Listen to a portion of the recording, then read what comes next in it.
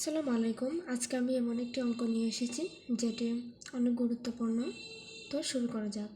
করিম 2 টাকা ও 3 টাকা মানের সমান সংখ্যক স্টাম্প কিনেছে। যদি স্টাম্প ক্রয়ের মোট খরচ 100 টাকা হয় তাহলে করিম মোট কতটি স্টাম্প কিনেছিল।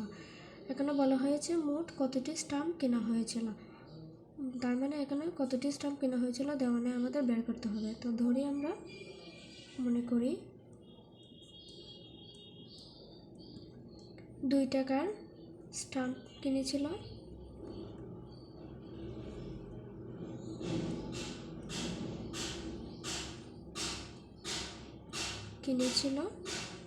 XT।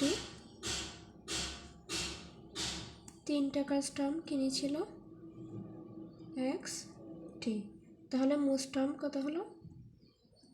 মোট স্টাম্প হলো X প্লাস X সমান 2X। তারপর বলা হয়েছে মোট খরচ,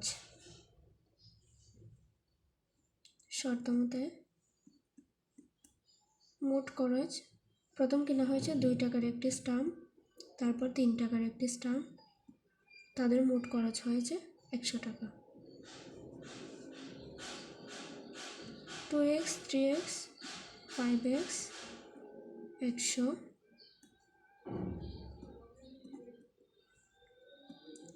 5 20 100।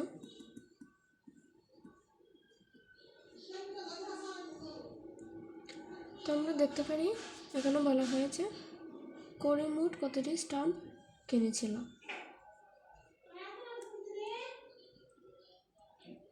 মোট স্টাম্প সংখ্যা 2X 2 × 20। সরি, আসলে আমি বাংলা আর ইংরেজি একসাথে বলে ফেলেছি, ক্ষমা করবেন।